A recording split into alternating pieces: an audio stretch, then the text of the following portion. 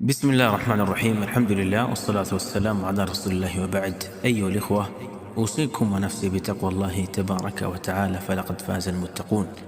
نوصيني pamoja na kuihusia nafsi yangu kumwogopa Allah subhanahu wa ta'ala, kwani wamefaulu wale ambao kwamba watamwogopa Allah jalla jalaluhu.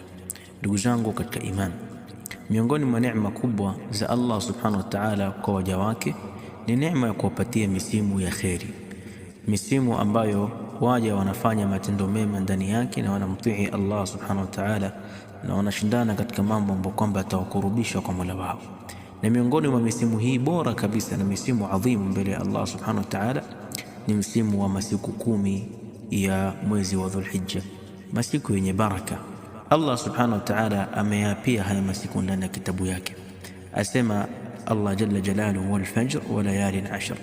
Jumhur mufassirin watueleza layalin ashr yani hiya ashr dhulhijja, ni masiku 10 ya Dhulhijja. Na Allah subhanahu wa ta'ala akiapia juu ya kitu, basi hujulisha fadhila yake na ukubwa wa kile kitu. Imethubutu kutoka kwa Mtume sallallahu alayhi wa ala alihi wasallam ya kwamba anasema, ma min ayamin al'amalu salihu fiha ahabbu ila Allah min hadhihi al-ayyam. Hakuna masiku ambayo Allah subhanahu wa ta'ala hupenda sana amali za mja anazofanya amali njema zaidi ya masiku haya 10, yani 10 Dhulhijja, masiku 10 Dhulhijja. Masahaba wakamuuliza, ya Rasulullah, wala jihad fi sabilillah, hata jihad fi sabilillah, kama mtu akenda jihad akapigana kwa ajili ya Allah subhanahu wa ta'ala, na mtu ambaye kwamba akafanya amali matendo mema ndani haya masiku, huyo aliyofanya amali njema ndani haya masiku upendwa sana na Allah subhanahu wa ta'ala.